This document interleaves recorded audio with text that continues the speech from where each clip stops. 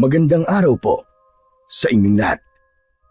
Sabay-sabay po nating pakinggan ang kwento ng isang matapang na mandirigma na nakikipaglaban sa mga aswang na si Logan. Matapos ang mahabang kapayapaan sa baryo ni Logan, ay naganap ang isang matinding pagsalakay ng mga aswang na pinamumunuan ni Draco. Tumakas siya sa kanilang baryo kasama si Pablo at Lolo Matias. Pansamantala silang nagtago sa kagubatan upang magpalakas at ihanda ang kanilang sarili sa pagpapalaya sa kanilang baryo mula sa malupit na si Draco. Ngunit magiging matagumpay nga ba si Logan sa kanilang misyon kung hindi nila kayang magkaisa ni Pablo? At anong sikreto ng gubat ang matutuklasan ni Logan na siyang magiging susi para sa kanilang tagumpay? Ngunit bago po ang lahat, mga idol, huwag po nating kalimutang mag-subscribe at i-hit ang notification bell sa aking YouTube channel na The Voice Addict at Apong Isaak para sa mas marami pang makapigil hiningang kwentong aswang at katatakutan mula sa mundo ng kababalaghan. Umpisahan na po natin ang kwento. Kilala ang binatang si Logan sa kanilang baryo bilang isang mahusay at matapang na mandirigma na nakikipaglaban sa mga aswang. Ang kanyang angkan ang nanguna sa pakikipaglaban noong isang grupo ng mga aswang ang sumalakay at tinangkang sakupin ang kanilang lugar. Nang dahil sa husay at tapang ng buong pamilya ni Logan, ay nagtagumpay ang baryo nila sa digmaan sa pagitan ng mga tao at ng mga aswang. Sa kasalukuyan ay mag-isa na lang na namumuhay si Logan. Patay na ang kanyang mga magulang, habang ang dalawa niyang mas nakakabatang kapatid ay mas pinili ang normal na buhay at nanirahan ang mga yon sa ibang lugar. Habang si Logan ay piniling manatili sa kanilang baryo upang maging isa sa mga tagapagtanggol kung sakaling muling sumalakay ang mga aswang. Isang umaga, abala si Logan sa pagsisibak ng kahoy sa harapan ng kanyang kubo. Wala siyang pang-itaas, kaya lantad ang kanyang matipunong pangangatawan. Lahat ng mga dalagang nakakakita sa kanya ay kinikilig at napapahagik-gik. Napahinto si Logan sa kanyang ginagawa nang dumating ang isang matandang lalaki. Magandang umaga, Logan. Lolo Matias, ikaw po pala. Ano po't naparito ka ng ganito kaaga? May kailangan kasi ako sabihin sa iyo. Isang mahalagang bagay. Nanaginip ako kagabi at sigurado ako na isa yung pangitain tungkol sa ating baryo. Ano pong nakita niyo sa inyong panaginip, Lolo Matias? Magulo ang aking panaginip, pero nakita ko ang pagdanak ng dugo at napakaraming bangkay na nakahandusay. Nilamon ang kadiliman ng ating baryo. At sa gitna ng lahat ng iyon, ay isang mabangis at nakakatakot na aswang ang aking nakita. Si Draco. Malakas ang pakiramdam ko, Logan. May posibilidad na magbalik si Draco dito sa baryo natin upang muling subuking angkinin ang ating lugar at gawing alipin ang mga tao rito. Si Draco? Teka, parang imposible naman pong mangyari yan. Hindi ba't matagal na siyang nakakulong sa kuweba ng kadiliman? Hindi na siya makakawala ron. Dahil isa kayo sa nagsagawa ng ritual upang hindi na siya makatakas sa kuwebang yun. Yan nga rin ang aking ipinagtataka. Malakas ang dasal at orasyon na iniligay namin sa kuwebang yun upang hindi na makalaya roon si Draco kailanpaman. Ngunit hindi natin alam ang mga nangyari sa nakalipas na mga taon. May mga bagay na hindi natin alam na posible palang mangyari. Kaya naisip ko na kailangan nating makasiguro na naroon pa rin si Draco sa kuweba ng kadiliman. Kung ganun, magtutungo po tayo sa kuweba ng kadiliman.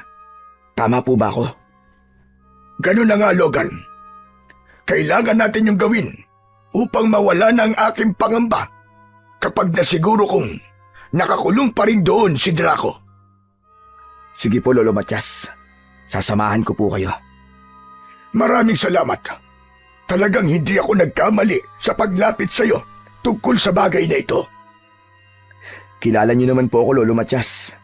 Basta para ho sa kapakanan at kaligtasan ng ating baryo, ay handa akong tumulong palagi.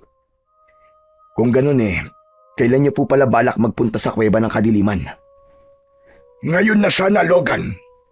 Hindi ko na kasi kayang magpalipas pa ng isang gabi para makuha ang kasagutan na gusto kong malaman. Sige wala akong problema. Sandali lang magsasarado lang po ako ng bahay ko. Sige, magkita na lamang tayo sa bukana ng gubat dahil may mga kukunin pa ako sa bahay ko. Pagkaalis ni Lolo Matias, ay nagsimula na si Logan na isarado ang kanyang bahay.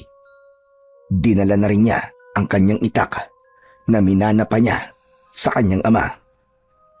May kabang naramdaman si Logan sa mga sinabi ni Lolo Matias. Kilala kasi sa baryo nila ang matandang lalaki bilang isang mahusay na albularyo at antingero. Mula ito sa pamilya ng mga babaylan, kaya may kakayahan din si Lolo Matias na malaman ang mangyayari sa hinaharap sa pamamagitan ng panaginip. Maraming beses na nilang napatunayan na nagkakatotoo ang mga pangitain ni Lolo Matias, kaya hindi maaaring baliwalain ni Logan ang sinabi nito sa kanya.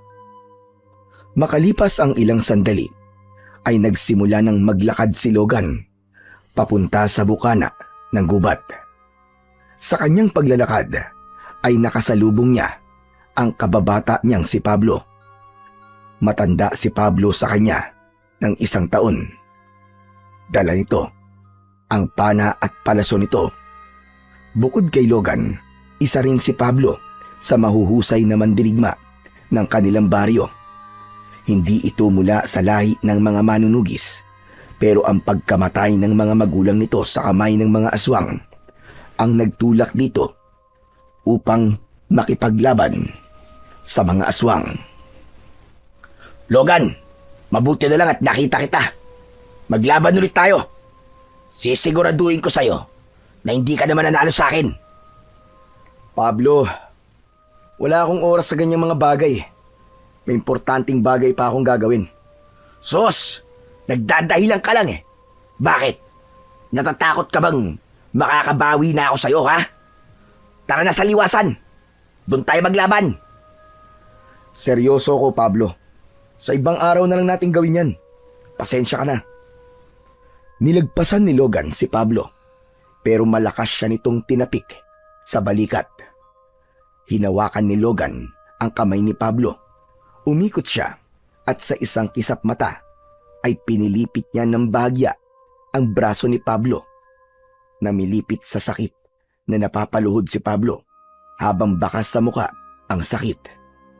Aray ko! Tama na, masakit! Aray!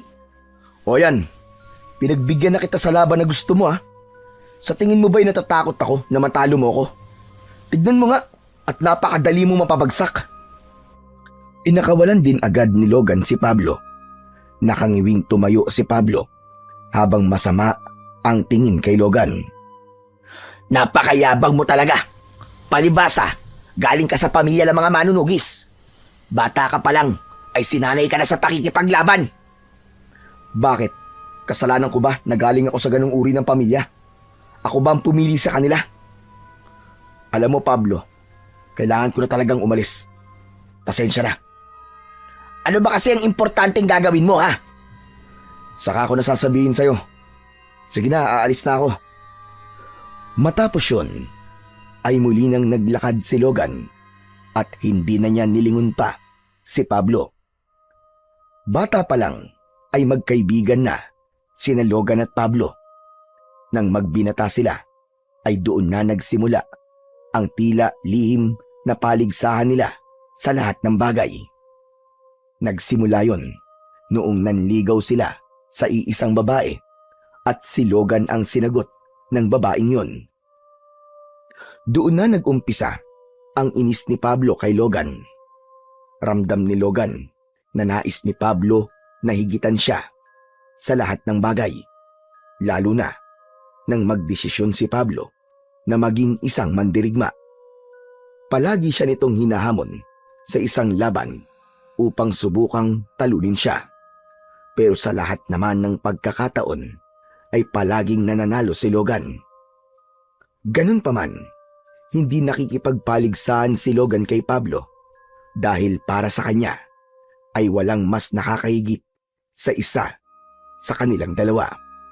May kanya-kanya silang husay at galing, kaya wala dapat pagalingan na namamagitan sa kanilang dalawa. Naunang nakarating si Logan sa bukana ng gubat. Maya-maya pa ay dumating na rin si Lolo Matias na may bit-bit na bayong. Kanina ka pa ba rito? Hindi naman po, Lolo Matias. Halos kararating ko lang din po. Kung ganun ay tara na sa kuweba ng kadiliman. Kailangan makarating tayo ron bago sumapit ang dilim. At paniguradong mahihirapan tayo sa paglalakad kapag gabi na. Aalis na sana sina Logan at Lolo Matias nang nakita nila si Pablo na papalapit sa kanila. Napakalakas naman ng boses yung dalawa. Narinig ko tuloy ang pinag-uusapan nyo. Pupunta kayo sa kuweba ng kadiliman? Bakit? Anong meron? Bakit kayo magtutungo ron? Hindi mo na kailangang malaman, Pablo.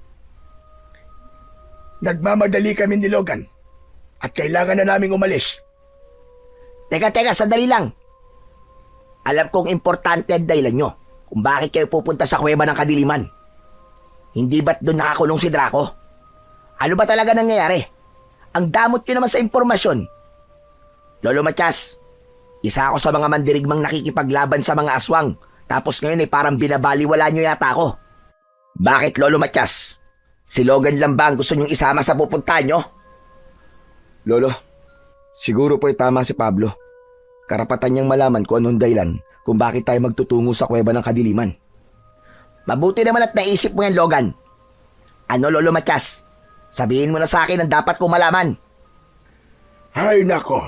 Sige, sasabihin ko na sa iyo ang pakay namin sa kuweba ng kadiliman.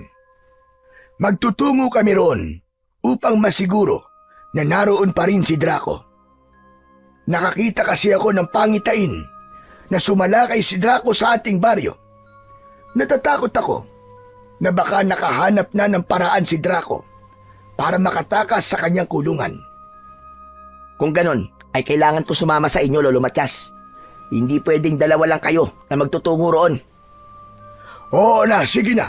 Kung gusto mo sumama ay sumama ka na. Tara na, at nasasayang na ang ating oras.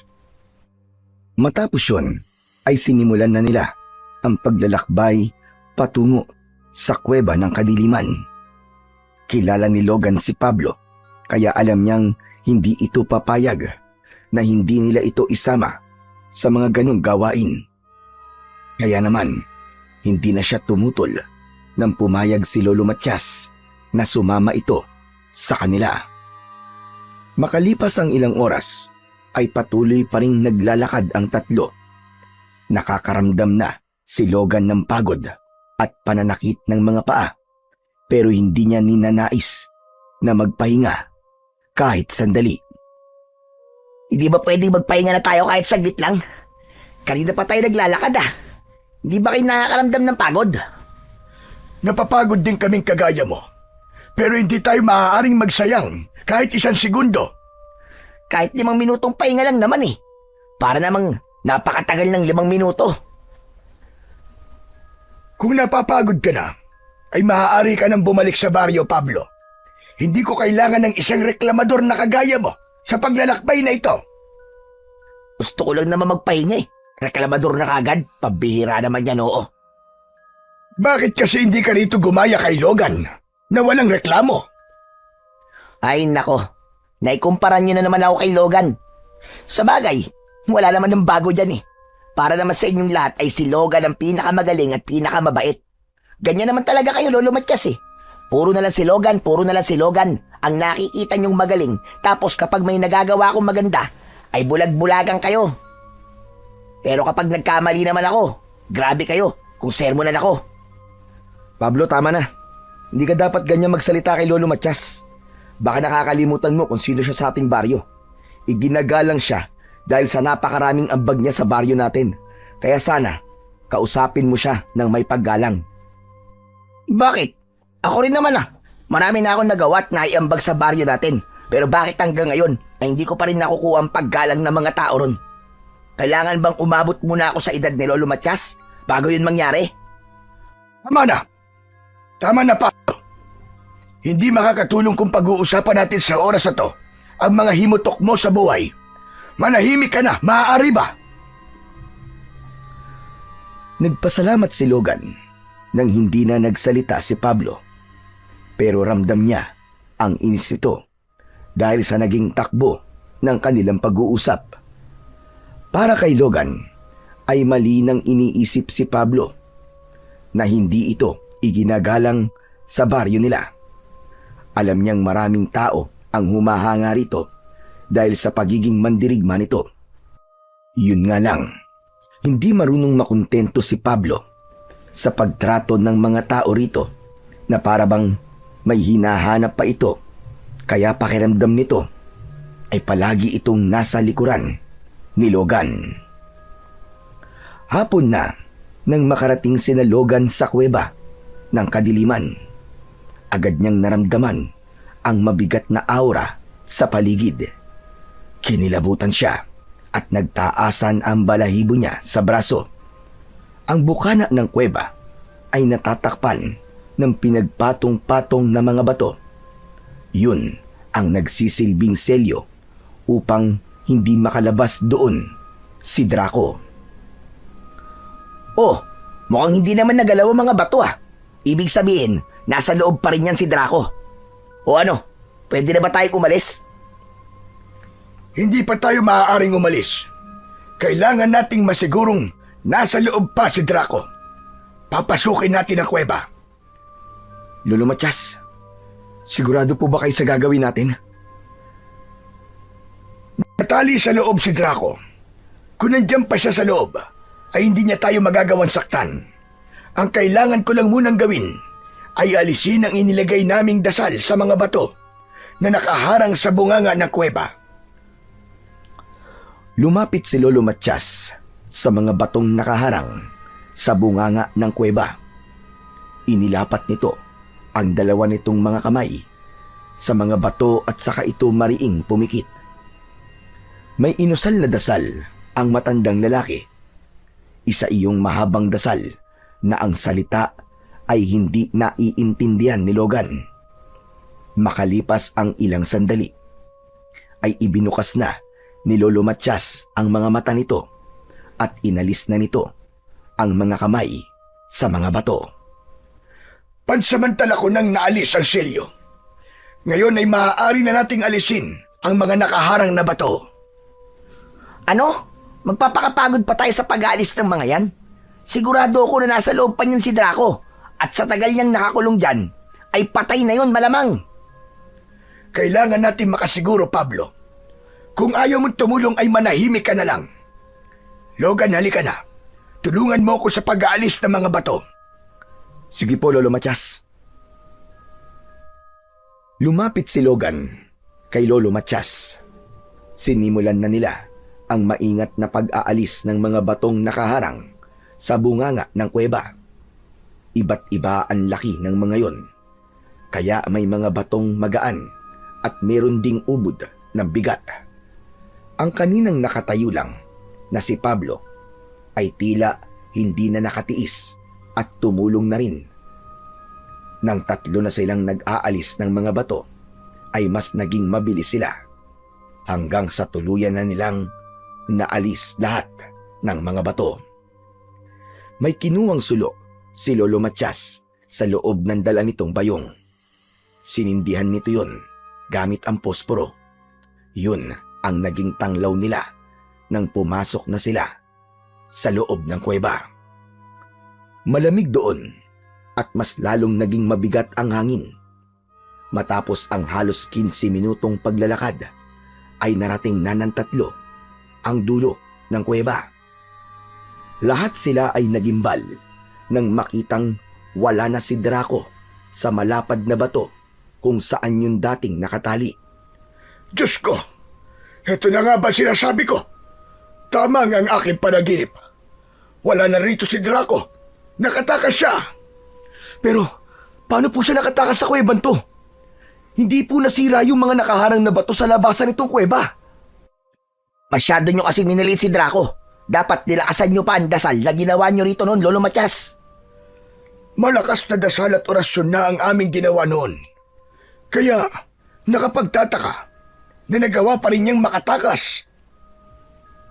Iginala ni Logan ang mata sa paligid hanggang sa may nakita siyang hukay sa lupa na kasya ang isang tao. Nilapitan niya yon at doon niya nalaman ang kasagutan kung paano nagawang makaalis ni Draco sa kuweba. Tinawag niya si Lolo Matias. Lumapit ito kasama si Pablo. Sa tingin ko, ay alam ko na kung paano nakatakas si Draco. Mukhang sa una ay nagawa niyang makawala sa pagkakatali.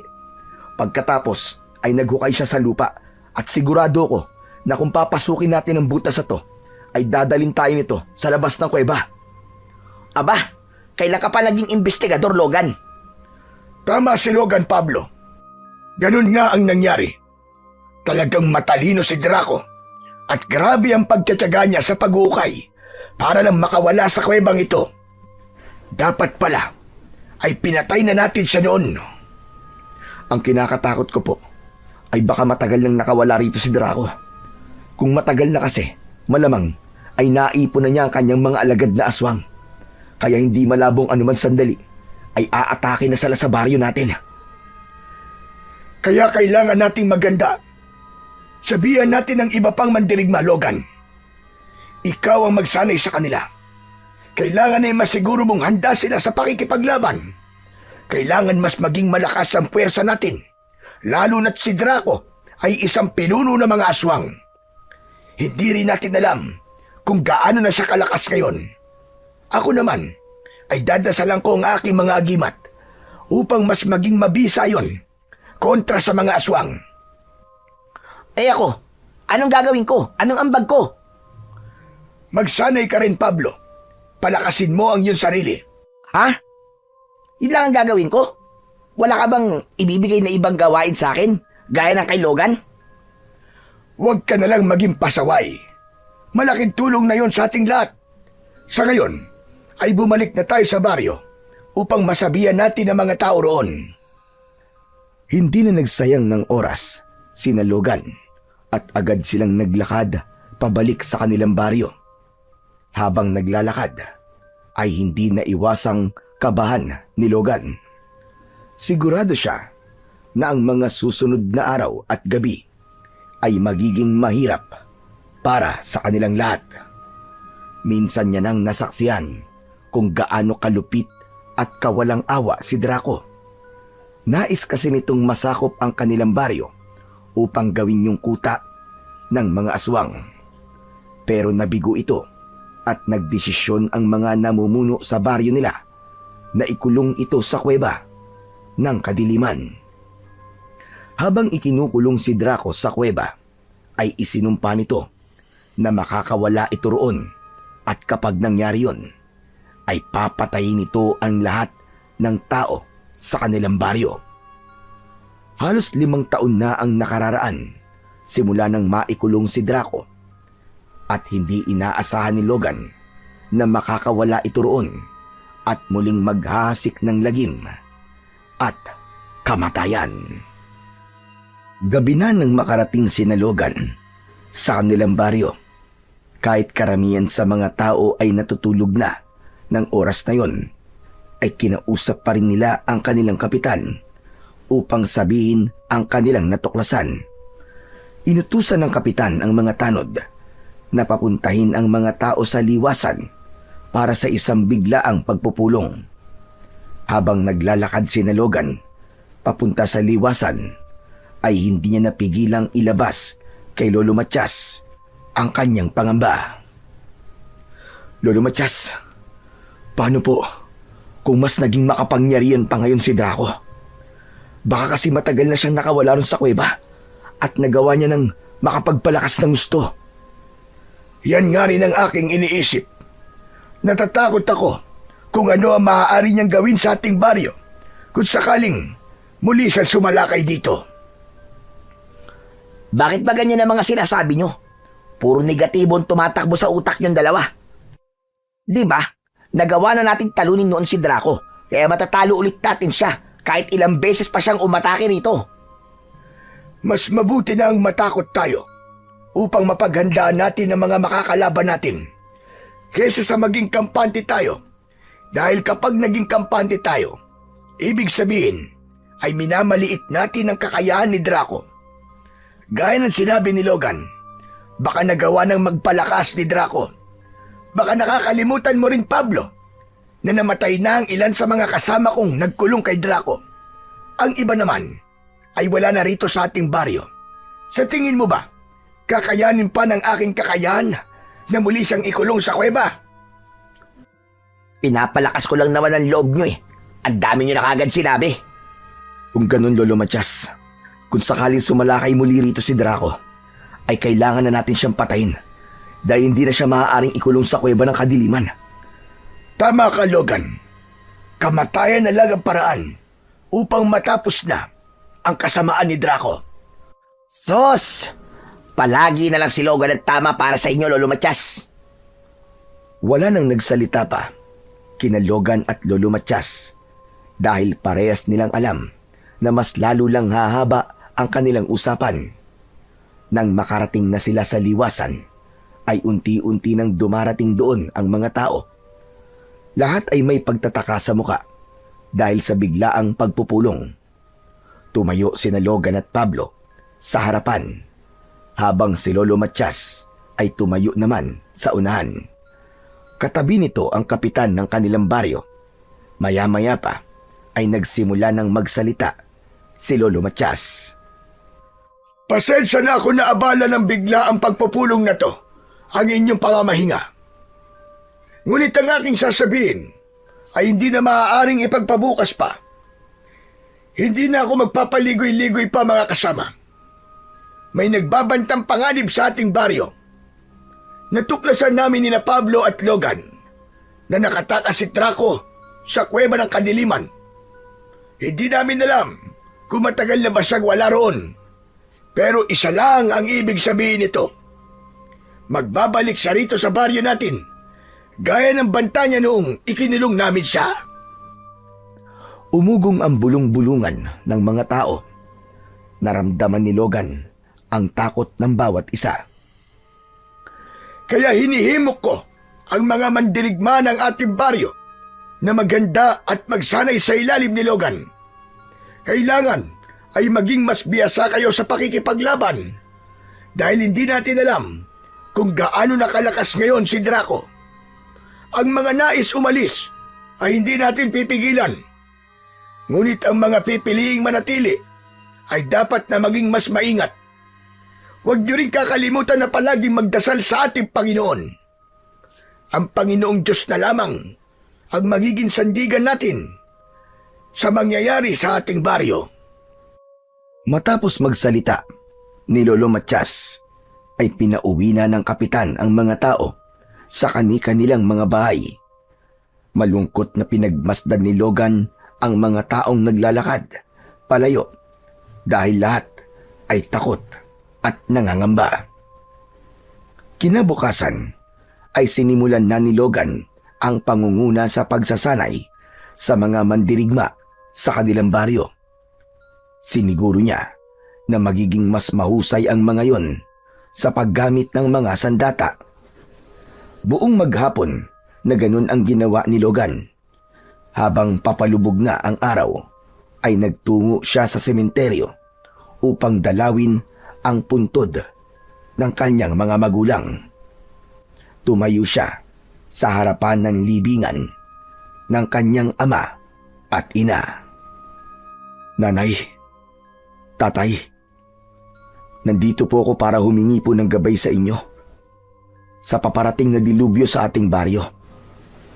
Nangangako po ako na gagawin ko ang lahat para ipagtanggol ang baryong minsan nyo rin pinutrektahan laban sa mga aswang. Pero sana ay kasama ko pa kayo ngayon dito. Dahil sigurado na mas magiging madali ang laban na to kung nasa tabi ko kayong dalawa. Hindi nagtagal ay nagdesisyon na si Logan na umalis. Pagtalikod niya ay natigilan siya nang makita si Pablo na may dalang bulaklak. Naglakad si Pablo papunta sa libingan ng mga magulang nito at inilagay nito roon ang bulaklak. Pinagmasdan ni Logan si Pablo hanggang sa napansin niya na umiiyak yun. Hinayaan lang niya si Pablo. May awang humaplos sa puso ni Logan para sa kaibigan. Alam niya na kahit matapang ang ipinakikita nitong panlabas, sa loob naman ito ay naroon ang labis na lungkot dahil sa pagkamatay ng mga magulang nito. Alam niya, yun ay dahil gaya ni Pablo ay namatayan din siya ng mga magulang. Biglang napatingin si Pablo kay Logan. Nagmamadaling pinunasan ni Pablo ang luha nito at inayos nito ang sarili. Doon na nagdesisyon si Logan na lapitan si Pablo. Anong ginagawa mo rito? Sinusundan mo ba ako? Para sa iyong kaalaman, Pablo, nauna ako magpunta sa iyo rito. Kaya imposibleng sinundan kita.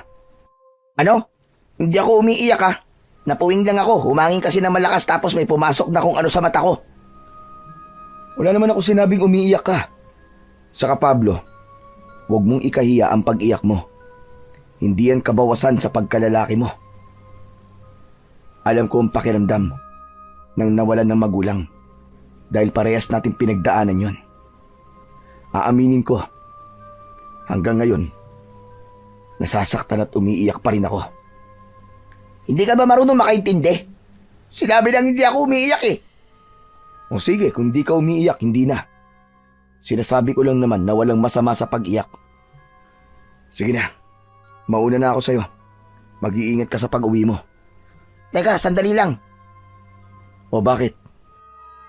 Logan, gaano ka kasigurado na matatalo at mapapatay natin si Draco sa sandaling sumalakay siya muli?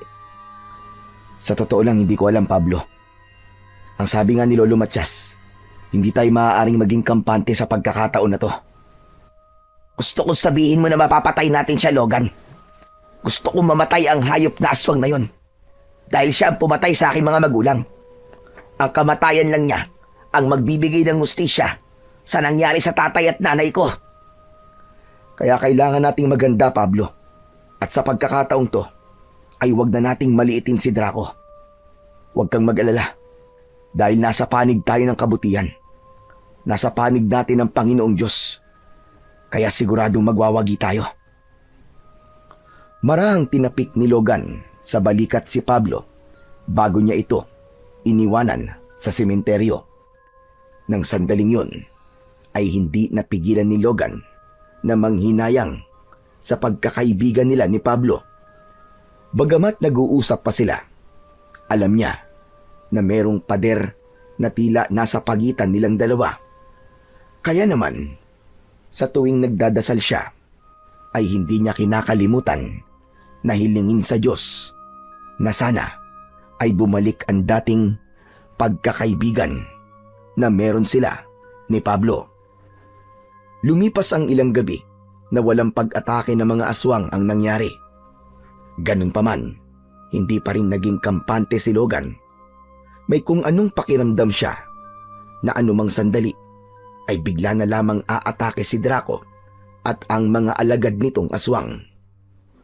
Isang gabi, pinatawag sina Logan at Pablo ni Lolo Matias sa kubo nito. Habang nakaupo sa loob ng bahay ng matanda, ay nagsimula na silang mag-usap. Kayong dalawa ang pinatawag ko rito. Dahil alam nating lahat na kayong dalawa ang pinakamalakas at mahusay na mandirigma dito sa baryo natin.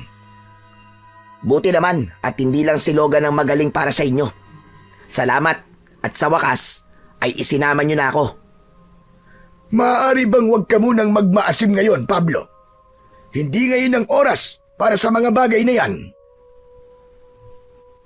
Ano po bang dahilan at ipinatawag niyo po kami rito, Lolo Matias? Muli ko na panaginipan ang pagsalakay ni Draco sa baryo natin. Malakas ang pakiramdam ko na yun ay isang pahiwatig na nalalapit ng mangyari ang bagay na kinatatakutan nating lahat. Kaya dapat ay mas paigtingin natin ang ating paghahanda. Huwag ko kayo mag-alala, Lolo Matias, dahil patuloy pa rin ako sa pagsasanay sa mga mandirigma. Sa tingin ko naman ay mas lalo silang nagiging mahusay. Kinakabahan talaga ako. Hindi ko alam kung bakit pakiramdam ko ay magwawagi si Draco laban sa atin. Patuloy lang po tayo magdasal, Lolo Matias. Sigurado po ko na hindi tayo pababayaan ng ating Panginoong Diyos. Biglang natigilan si Logan nang may kakaiba siyang naramdaman sa paligid. Naging mabigat ang hangin at may naamoy siya na parang nabubulok na karne. Ang mga yon ay isang malinaw na senyales na may aswang sa malapit. Ngunit bago pa man mabigyan ni Logan ng babala sina Pablo at Lolo Matias, ay biglang nagiba ang pinto ng kubo at mula roon ay pumasok ang dalawang aswang. Mabuti na lang at naging mabilis ang pagkilos ni Pablo. Pinala nito ang mga aswang sa noo at agad na ikinasawi ng mga yon. Nanlaki ang mga mata ni Lolo Matias habang nakatingin sa bangkay ng mga aswang. Kumpirmado na! Nandito na sila! Nandito na si Draco! Ayos! Salamat naman at may aksyon na ulit. Ang tagal ko rin hindi nagamit ang aking palaso at pana sa pagpatay sa mga pesting aswang na yan. Pupunta lang ako sa aking kubo para kunin ang itak ko. Magkita-kita na lang tayo sa labas. Nagmamadaling lumabas si Logan at nagimbal siya sa dami ng mga aswang na nasa kanilang baryo. Hindi niya inakala na habang nag-uusap sila sa kubo ni Lolo Matias ay may mga aswang na pala sa labas. Tumakbo si Logan papunta sa kanyang kubo. Kinuha niya ang kanyang itak at saka siya lumabas upang simulan ang pakikipaglaban sa mga aswang. Isang aswang ang agad na sumunggab kay Logan, ngunit agad niya yung sinaksak gamit ang itak na dumiretso at tumagos sa puso nito. Lumapit pa ang dalawang aswang sa kanya at sabay na umatake. Sinalubong niya ang mga aswang at sa bilis ng galaw niya ay matagumpay niyang nagilitan ang mga yon sa leeg. Habang patuloy ang pakikipaglaban ni Logan, ay dinig niya ang sigawan at iyakan ng mga tao. Nakita niya rin si Pablo na nakikipaglaban sa mga aswang gamit ang pana nito. Samantala, si Lolo Matias ay buong tapang na hinarap ang mga aswang gamit ang isang itak. Nagkaroon ng pagkakataon si Logan na lapitan si Lolo Matias. Lolo Matias, parang hindi po sila nauubos. Parami sila ng parami. Mukhang mas marami ng alagad ngayon si Draco. Pero kailangan natin makita si Draco. Kapag napatay natin siya, sigurado ako na mawawala ng lakas ang loob ang mga alagad niya. Hindi ko pa po siya nakikita. Muling naghiwa-hiwalay sina Logan at Lolo Matias upang ipagpatuloy ang pakikipaglaban. Isang batang babae ang nakita ni Logan na umiiyak sa ilalim ng isang puno. Lalapitan niya sana yon, pero isang aswang ang biglang sumunggab sa kanya. Bumagsak siya sa lupa at bago pa siya makabangon ay isang aswang ang pumaibabaw sa kanya at kinagat siya sa balikat. May 2 aswang pa ang dumating at kinagat siya ng mga yon sa iba't ibang parte ng kanyang katawan. Malakas na napasigaw si Logan dahil sa labis na sakit. Ang buong akala ni Logan ay katapusan niya na, pero may mga palaso na tumusok sa ulo ng mga aswang na umaatake sa kanya. Sabay-sabay na bumagsak ang mga aswang. Agad na kinuha ni Logan ang itak na nabitiwan niya. Biglang dumating si Pablo at inilahad nito ang isa nitong kamay. Maraming salamat, Pablo. Salamat sa pagliligtas mo sa buhay ko. Akala ko pababayaan mo na ako eh. Mamaya ka na magdrama. Tumayo ka na dyan. Tinanggap ni Logan ang kamay ni Pablo. Hinila siya nito. Muling napasigaw si Logan dahil sa sobrang sakit ng mga sugat niya sa kanyang katawan. Bahagya na rin siyang nakaramdam ng panghihina dahil sa mga dugong nawawala sa kanya. Muntik pang mapaluhod si Logan pero mabilis siyang naalalayan ni Pablo. O ano? Kaya mo pa bang makipaglaban? Kailangan kong kayanin. Tayo na lang ang inaasahan ng mga tao. Hindi. Hindi mo na kayang lumaban. Napakarami mo ng sugat at marami ng dugong nawawala sa'yo. Halika na. Kailangan mailayo kita rito. Huwag mo kong ilalayo, Pablo. Makikipaglaban pa ako. Bitiwan mo ako. Huwag ka nang matigas ang ulo. Baka pag pinilit mo pa makipaglaban, ay makasama mo na ang mga magulang mo sa kabilang buhay. Wala nang nagawa si Logan. Nang isampa siya ni Pablo sa likod nito, mabilis itong tumakbo palayo sa labanan hanggang sa narinig nila ang pagtawag ni Lolo Matias sa kanilang likuran. Sandaling huminto si Pablo at nang makalapit si Lolo Matias sa kanila ay may mga sugat din ito. Anong nangyari kay Logan? Hindi niyo po ba nakikita? Sugatan siya. Pinagtulungan siya ng 3 aswang.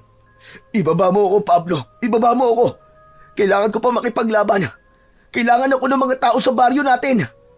Ang tigas talaga ng ulo mo. Sa tingin mo ba'y makakalaban ka pa sa kondisyon mo ngayon? Hindi mo na nga kayang makatayo na mag-isa eh. Magtago na muna tayo sa ngayon. Hindi pwedeng isa sa atin ang mamamatay dahil mas lalong mawawala ng pag-asa ang mga tao rito. Tara na, sumunod kayo sa akin.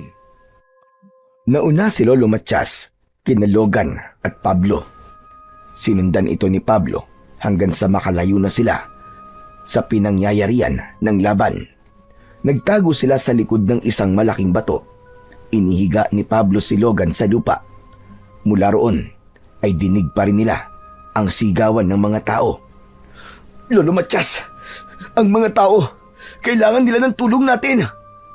Bago mo tulungan ng ibang tao, ay kailangan mo munang tulungan ang sarili mo, Logan. Hindi mo na kaya makipaglaban. At kung ipipilit mo ang gusto mo, sigurado ko na mapapatay ka ng mga aswang. Nang halos hindi na maigalaw ni Logan ang kanyang katawan, ay napagtanto niya na hindi na talaga niya kayang makipaglaban sa kalagayan niya. Pakiramdam niya ay dinudurog ang puso niya ng sandaling yun. Alam niya na marami ng tao ang napatay ng mga aswang at masakit para sa kanya na wala siyang magawa para tulungan o iligtas ang mga yun. Lolo Matias, bakit parang mas lumakas ang mga aswang? Hindi ba mga pangkaraniwang aswang lamang sila? Sa palagay ko, ay nakakonekta ang lakas ng mga aswang kay Draco. Kumbaga, iisa na sila ngayon. Hindi ko alam kung paano yun nagawa ni Draco, pero yun lamang ang makakapagpaliwanag kung bakit mas lumakas ang mga alagad ni Draco. Kung ganun, kailangan nating mapatay si Draco at tapos na ang problema natin.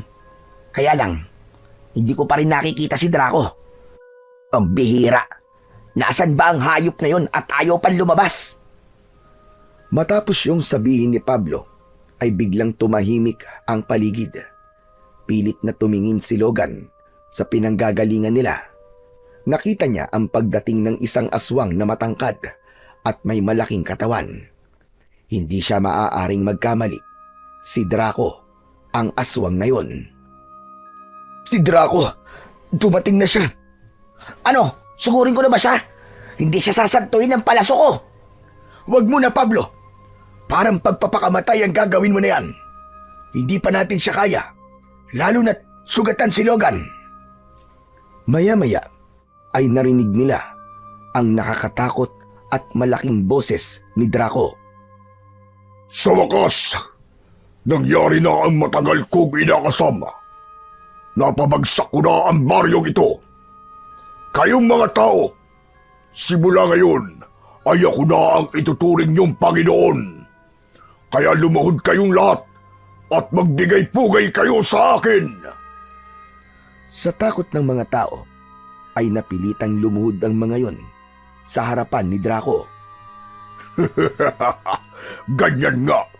Sambahin niyo ko dahil simula sa gabing ito ay nakasalalay na sa akin ang inyong mga buhay.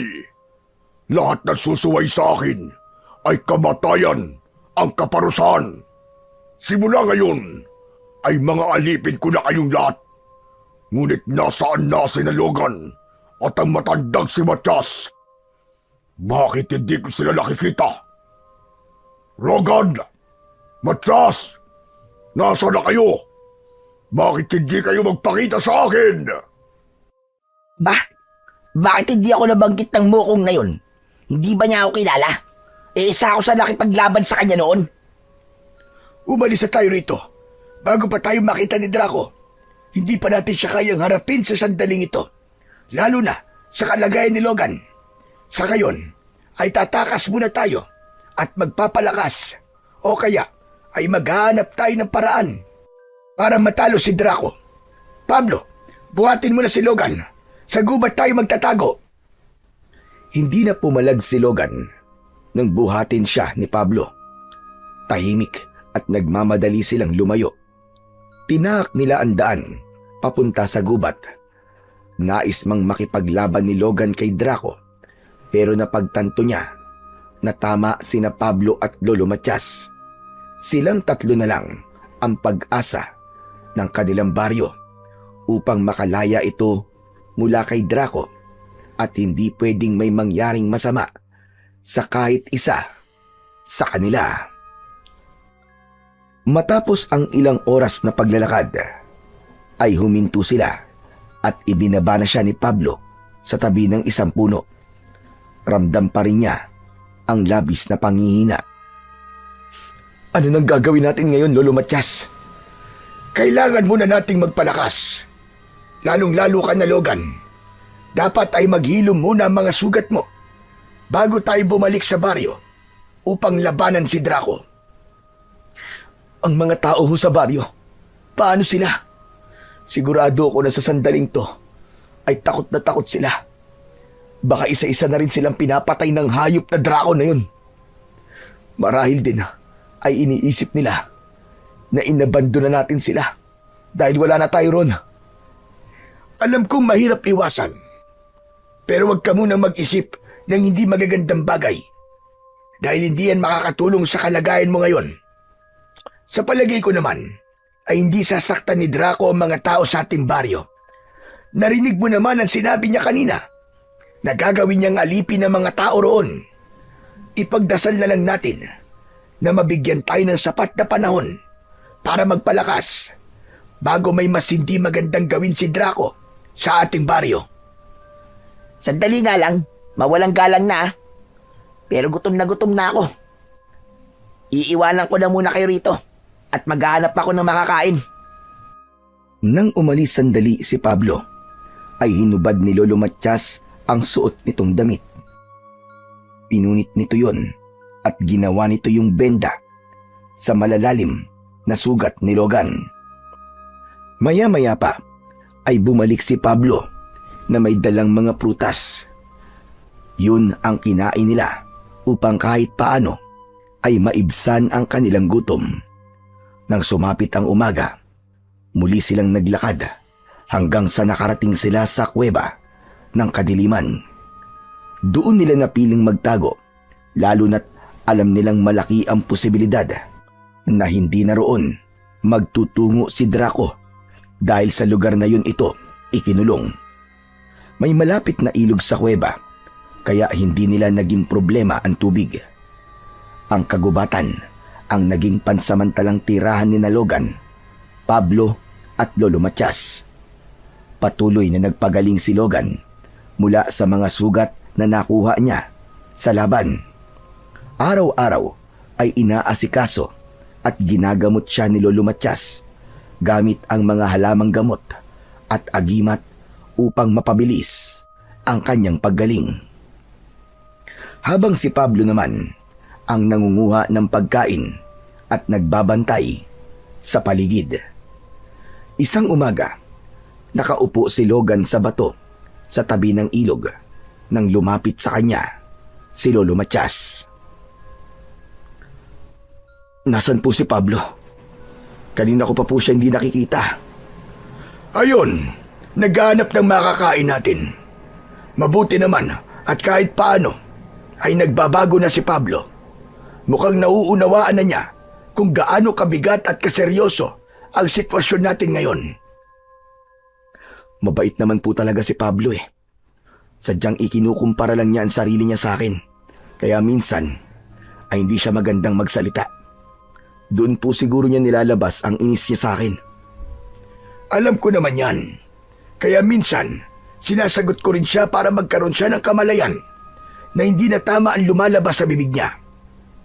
Oo nga pala, kanina pa kita tinitignan. Ang lalim yata ng iniisip mo. Iniisip ko lang po kasi ang baryo natin at kung ano na ang nangyayari sa mga tao ron. Halos 1 linggo na po kasi tayo nagtatago at wala pa tayong ideya kung ano na ang nangyayari ngayon sa baryo natin. Yan nga rin ang iniisip ko. Pero medyo sariwa pa ang mga sugat mo, Logan. Kung iniisip mo, napapayagan na kitang harapin mo si Draco, ay nagkakamali ka. Huwag ho kayo mag-alala, Lolo Matias. Hindi ko ho gagawin yon. Alam ko pong pagpapakamatay ang gagawin ko kung susugod ako ngayon kina Draco. Kailangan ko pang magpalakas. Hindi pa ako pwedeng makipaglaban sa kalagayan ko to. Pero hindi ko po akalain na 3 aswang ang makapagpapabagsak sa akin. Pakiramdam ko tuloy ay kulang ang naging paghahanda ko. Binigo ko ang baryo natin. Lolo Matias. Huwag mong sabihin yan. Hindi pa tapos ang laban. Buhay pa tayo. At may dahilan kung bakit hinayaan ng Diyos na makatakas tayo kina Draco. Tayo ang magiging pag-asa ng ating baryo. Tumingin sa malayo si Logan. Palaging nasa isip niya ang kanyang layunin na mapatay si Draco at hindi siya mapakali sa bawat araw na dumadaan. Habang lumilipas ang mga araw, ay mas tumitindi ang kanyang pagnanais na makabangon agad upang makapaghiganti. Ang bawat umaga ay tila isang pagsubok ng pasensya para sa kanya. Ngunit alam niyang darating ang panahon na mapapatay nila si Draco at mapapalaya nila ang kanilang baryo mula rito. Isang gabi, nagising si Logan mula sa isang napakasamang panaginip. Hindi niya napigilan ang mapasigaw dahil inakala niyang totoo yun. Nagising sina Pablo at Lolo Matias na nasa tabi niya sa loob ng kuweba. Ano ba yan? Istorbo ka naman sa pagtulog, Logan eh. Ano nangyari? Bakit ka sumigaw? Nanaginip po ako, Lolo Matias. Pinatay daw po ni Draco ang lahat ng tao sa baryo natin. Wala po siyang tinira. Tapos, isinunod niya tayong 3. Panaginip lang yan. Buti sana kung kagaya kita na nagkatotoo ang mga napapanaginipan. Kaya wala kang dapat na ipag-alala. Lolo, gusto ko po magtungo ngayon sa ating baryo. Logan, hindi pa magaling ang mga sugat mo. Hindi mo pa kayang makipaglaban. Hindi ho ako makikipaglaban. Gusto ko lang po malaman ang sitwasyon ng mga tao sa baryo natin. Gusto ko po makasiguro na buhay pa sila. Pambihira. Talagang ganitong oras mo pa naisipang magpunta sa baryo, ha? Pwede bang itulog mo na lang yan, Logan? Hindi ko kayang matulog na lang matapos ng panaginip kong yun. Nag-aalala na talaga ako sa mga tao sa baryo. Lolo, pupunta po muna ako ron. Tatayo sana si Logan, pero mahigpit na hinawakan ni Lolo Matias ang braso niya. Hindi pa kita pinapayagan na umalis, Logan. Dito ka lang. Hindi ka aalis. Masyadong mapanganib ang gagawin mo. Pero paano na po mga tao sa baryo natin, Lolo? Gusto ko lang pong malaman kung buhay pa ba sila at walang katotohanan ng panaginip ko. Pangako po, Lolo Matias, hindi po ako makikipaglaban. Kahit na, delikado pa rin ang gagawin mong ito. Panigurado na maigpit ang pagbabantay na gagawin roon ng mga alagad ni Draco. Pero kung gusto mo talagang magtungo sa baryo para alamin ang lagay ng mga tao ron, ay bukas ng umaga tayo doon magtutungo.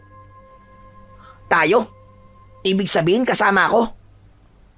Pwede ba namang hindi? Maaari namang kaming dalawa lang ni Logan ang umalis kung ayaw mong sumama sa amin. Ay, Diyos ko. Bahala kayo sa buhay nyo. Basta wag na kayong maingay dyan at inaantok pa ako. Sige na, Logan. Pilitin mo matulog ulit. Pangako, bukas ng umaga ay magtutungo tayo sa baryo. Gusto mang umalis ni Logan ng oras na yon, ngunit alam niya na hindi siya magtatagumpay dahil pipigilan siya ni Lolo Matias. Napipilitan siyang bumalik sa pagkakahiga. Lumipas ang halos isang oras, pero nananatiling gising pa rin si Logan. Hindi kasi maalis sa utak niya ang nakakatakot na panaginip niya. Pakiramdam niya ay kailangan na talaga nilang kumilos bago pa mahuli ang lahat. Pagsikat ng araw kinabukasan ay lumabas na ng kuweba si Logan. Agad niyang kinuha ang kanyang itak at nag-ensayo siya sa pakikipaglaban. Siniguro niya na kahit nagpapalakas siya ay hindi pa rin mawawala ang kaalaman niya pagdating sa pakikipaglaban sa mga aswang. Aba, ang aga mo naman yatang mag-ensayo, Logan. Hindi ka pa ba sanay na ginagawa ko to tuwing umaga? Sa bagay, kailangan mo ngang gawin yan. Kasi ikaw ang inaasahan ni Lolo Matias na tatalo kay Draco. Habang ako, parang wala siyang tiwala na kaya ko rin namang patayin si Draco. Pablo, pwede bang tigilan mo na ang pagkukumpara sa ating dalawa? Bakit? Kasi alam mong ikaw ang mas magaling sa ating dalawa, ganun ba? Walang mas magaling sa ating dalawa dahil para sa akin ay may kanya-kanya tayong lakas at kahinaan. Hindi ako mas magaling kaysa sayo at hindi ka rin mas magaling kaysa sa akin. Ano ba pinagsasasabi mo? Wala dapat na kompetisyon na namamagitan sa ating dalawa. Hindi tayo narito para makipagpaligsahan kung sino ang mas mahusay, mas matapang o mas malakas. Narito tayo para magtulungan, lalo na't iisa lang naman ang ating layunin. Sa oras na to natin higit na kailangan na magkaisa. Hindi mo ba naaalala kung gaano tayo kasaya noon bilang magkaibigan? Kaya sana, bumalik na yung dati nating pagkakaibigan. Yung nagtutulungan tayong dalawa at walang pagalingan na nagaganap. Tila umurong ang dila ni Pablo sa mga sinabi ni Logan. Kapansin-pansin din ang pamumuo ng luha sa gilid ng mga mata nito.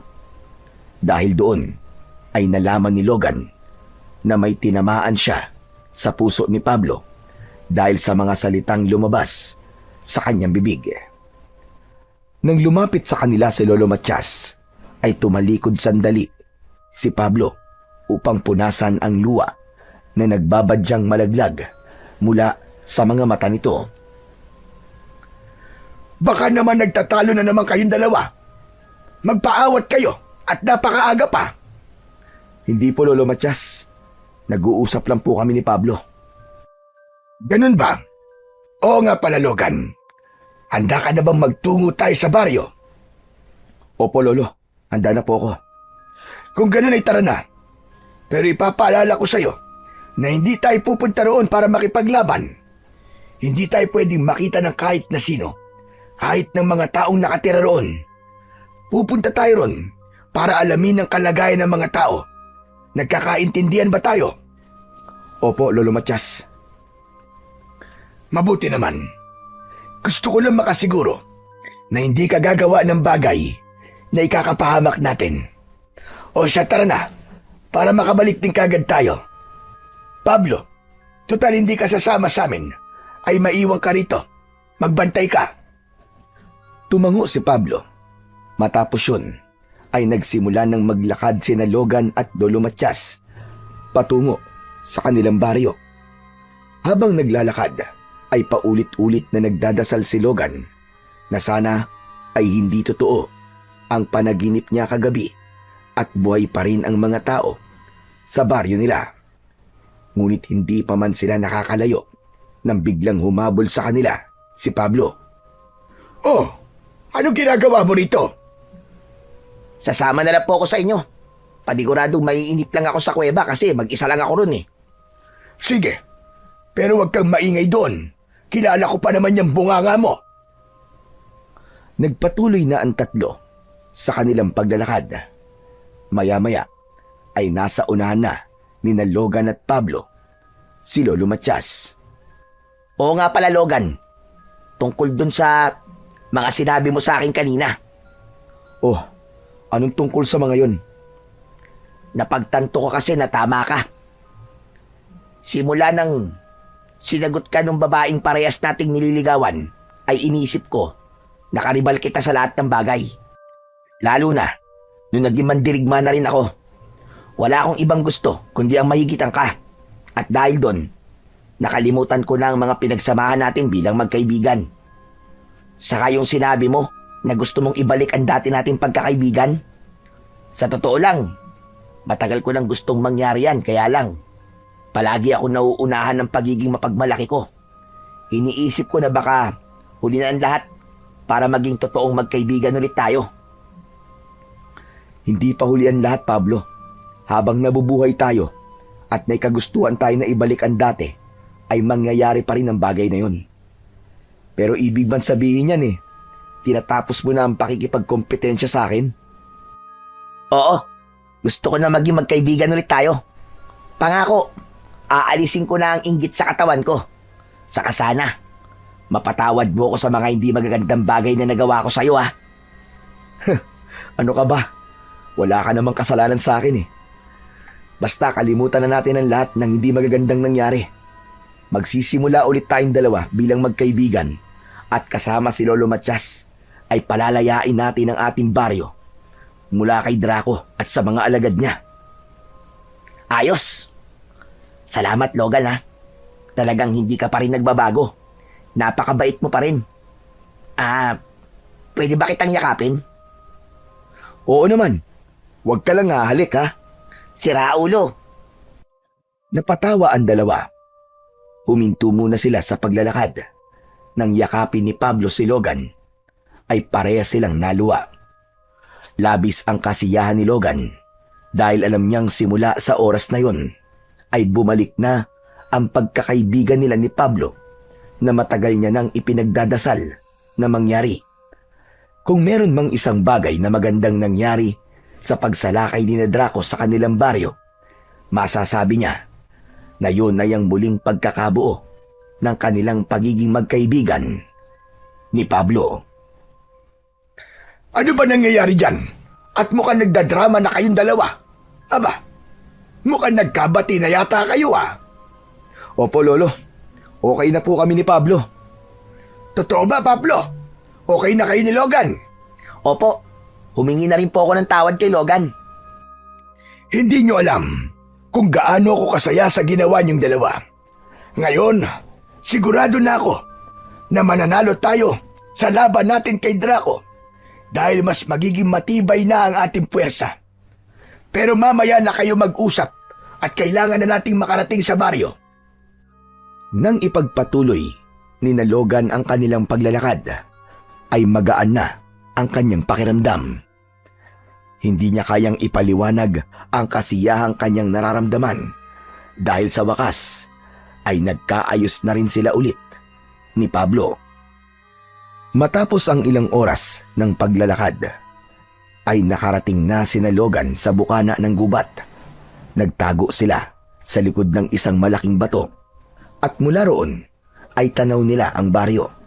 May mga naglalakad na mga tao na noon lamang nila nakita, kaya sigurado sila na mga aswang ang mga yon na nasaan yung tao dahil umaga pa lang. Nasaan na mga nakatira sa baryo natin? Bakit hindi ko sila nakikita? Hindi kaya nasa loob sila ng kanilang mga bahay at hindi pinapalabas? O maaari rin na inilagay sila sa kulungan? Napakahayop talaga ni Draco kung ganyan nga ang ginawa niya. Pero kailangan natin makasiguro kung ano nga ang nangyari sa mga tao. Pupunta ako sa baryo. Huwag kayo mag-alala dahil gagawin ko ang lahat para hindi ako makita ng mga aswang. Teka, masyadong delikado yung naiisip mong gawin, Logan. Tama si Lolo Matias, Logan. Pero yun lang ang paraan para makasiguro tayo kung buhay pa nga mga kababayan natin. Sige, kung ganun ay ako na lang ang titingin sa mga tao. Mahina ka pa, Logan eh. Kapag may nakakita sa iyong aswang, baka patayin ka nila. Isa pa, kayong dalawa ni Lolo Matias ang kilala ni Draco. Samantalang ako, hindi niya ako naaalala. Hindi ba? Kayong dalawa lang ang nabanggit niya nung unang gabing umatake siya rito. Ibig sabihin, kahit nakita niya ako, ay baka isipin niya na isa lang ako sa mga taong ginawa nilang alipin. Pabor ako sa ideya mo na yan, Pablo. Logan, hayaan mo na lamang si Pablo magtungo mismo sa ating baryo. Mas malakas siya kumpara sa'yo. Kaya kung sakaling may mangyaring hindi inaasahan, ay makakalaban siya na maayos. Tumiim ang bagang ni Logan at pinag-isipan niya ang sinabi ng kanyang mga kasama. Napagtanto niya na may punto ang mga ito at hindi siya maaaring magpadala sa bugso ng kanyang damdamin ng sandaling yon. Sige, payag ako. Ikaw na magtungo sa baryo, Pablo. Pero ipangako mo na babalik ka rito kapag nakita mo na ang mga nangyayari sa mga kababaryo natin. Huwag ka mag-alala, babalik agad ako. Hindi pwedeng may masamang mangyari sa akin, no? Lalo na't bago pa lamang tayo na nagkakaayos. Kapag lumipas na ang kalating oras at wala pa rin ako, ay umalis na kayo. Pero hindi ibig sabihin nun na may masama na nangyari sa akin. Susunod ako sa inyo sa kuweba, pangako. Sige, mag-iingat ka, Pablo. Nakangiting tumango si Pablo. Bago ito umalis, ay iniwanan nito ang pana at mga palaso nito dahil makakahalata kagad ang mga aswang kapag nakita ng mga yon na may dalang armas si Pablo. Lumabas na si Pablo sa kanilang pinagtataguan at kaswal itong naglakad palapit sa mismong baryo. Lumiko ito sa isang makipot na daan at nawala na yon sa paningin ni Logan at Lolo Matias. Matyagang naghintay sina Logan sa pagbabalik ni Pablo. Ilang minuto pa lang ang nakakalipas ay nakaramdam na ng kaba si Logan para sa kanyang kaibigan. Ano na po kaya ang nangyari kay Pablo? Sundan ko na po kaya? Baka po nahuli na siya ng mga aswang eh. Kumalma ka. Ilang minuto pa lamang ang nakakalipas. Simula nang umalis si Pablo. Isa pa, parang hindi mo naman kilala ang kaibigan mo. Tuso siya, kaya sigurado ko na makakaisip siya ng paraan para makatakas kung sakaling mahuli man siya. Kinakabahan po ako, Lolo eh. Ngayon ko lang po napagtanto na mali yata itong naisip kong gawin natin. Mabuti na rin ito para alam natin ang nangyayari sa mga tao sa ating baryo. Ang totoo ay iniisip ko na itong gawin, pero hindi pa sana sa ngayon. Basta, ipagdasal na lang natin na makakabalik sa atin ang ligtas si Pablo. Habang naghihintay sa pagbabalik ni Pablo, ay ipinagdasal ni Logan ang kaligtasan ng kanyang kaibigan. Ngunit mas lalong tumindi ang kaba niya nang lumagpas na ang kalahating oras pero hindi pa rin bumabalik si Pablo. Lolo, lagpas na po ng kalahating oras pero wala pa rin si Pablo. Kailangan ko na po siya sundan. Pumirmi ka lang dito. Yan ang ayoko sa'yo, Logan eh. Masyado ka nagpapadala sa bugso ng iyong damdamin. Yan ang magpapahamak sa'yo, maniwala ka. Pero buhay po ng kaibigan ko ang maaaring nanganganib ng sandaling ito. Pasensya na. Pero sa pagkakataong ito, ay hindi niyo na po ako mapipigilan. Pupuntahan ko na po si Pablo. Tumayo na si Logan at handa na sana siyang umalis nang makita nila na mabilis na naglalakad si Pablo papunta sa kanila. Nang nasa harapan na nila si Pablo, ay doon na nakahinga ng maluwag si Logan. Salamat sa Diyos at bumalik ka na, Pablo. Abay, munti ka ng sundan ni Logan. Pasensya na kayo kung medyo natagalan ako. Hindi kasi ako maaaring bumalik kagad dito habang may mga aswang na nakatingin sa akin. Ano nakita mo? Sabihin mo sa amin, kumusta ang mga tao? Maraming nakakulong sa liwasan, pero may ilan na hindi nakakulong at nagsisilbi sa mga aswang at kay Draco. Isang aswang ang nakakita sa akin at sinabi ko na isa ako sa mga tagapagsilbi, kaya hindi siya naghinala sa akin. Mabuti naman kung ganun. Ibig sabihin, ay hindi pala totoo ang aking panaginip.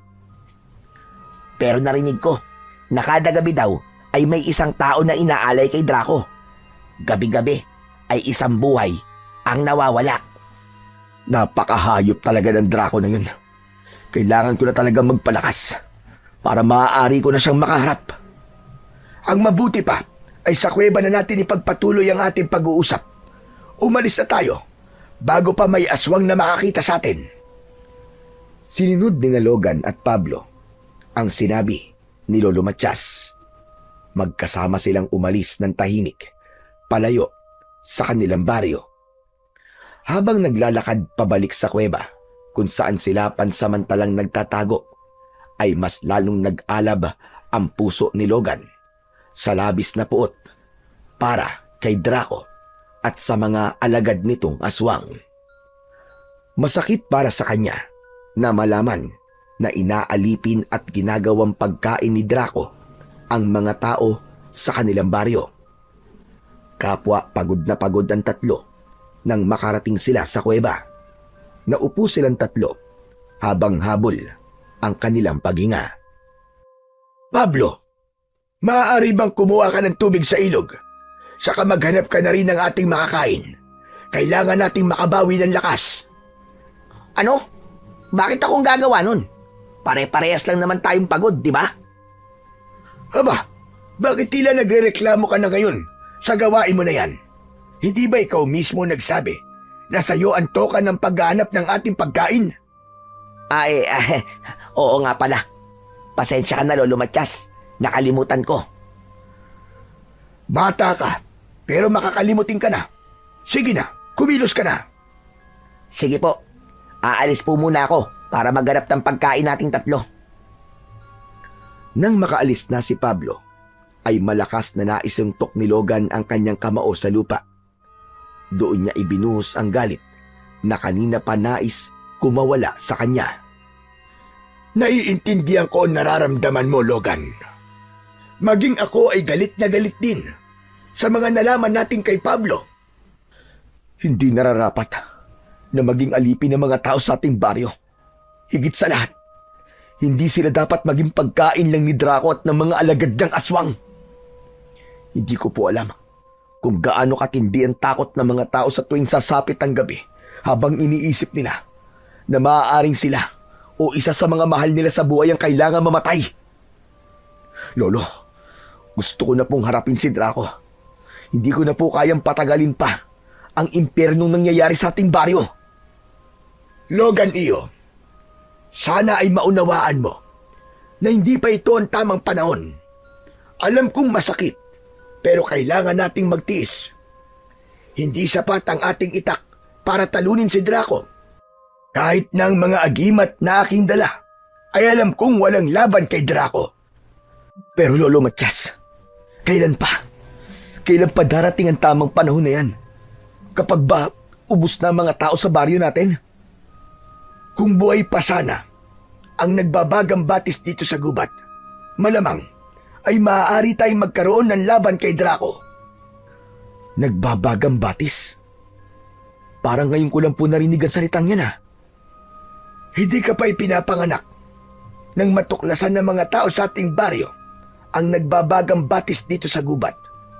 Makikita mo yon kapag sinundan mo ang direksyon kung saan sumisikat ang araw. Nasa tabi yon ng dalawang magkatabi na puno ng balete. Ano po bang magagawa ng batis na sinasabi nyo? Ang nagbabagang batis ay hindi kagaya ng isang normal na batis lang. Yun ay literal na nagbabaga at nag-aapoy.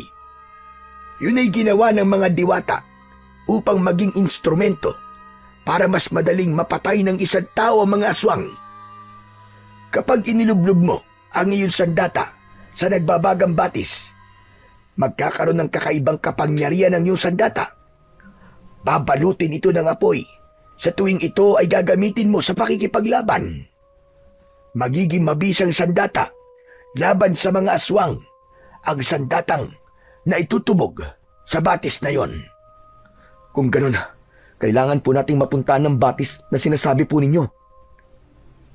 Hindi lahat ng sandatang itutubog doon ay nagkakaroon ng kapangyarihan.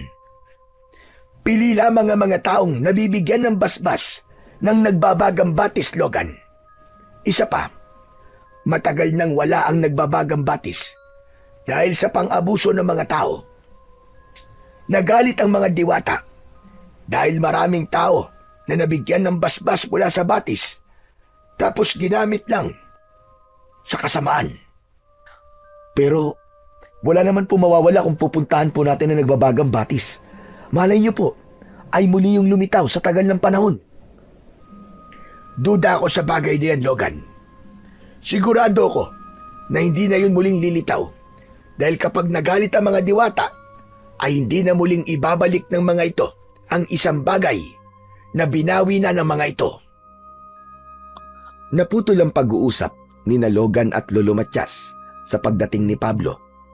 May dala itong mga prutas na inilapag nito sa kanilang harapan. Grabe, nakakapagod. Ang hirap maghanap ng pagkain dito sa gubat. Sa susunod, isa naman sa inyo maghanap ha. Hindi yung palaging ako na lamang ang inuutusan yung gumawa niyan. Bakit parang mainit yata ang ulo mo ngayon, Pablo?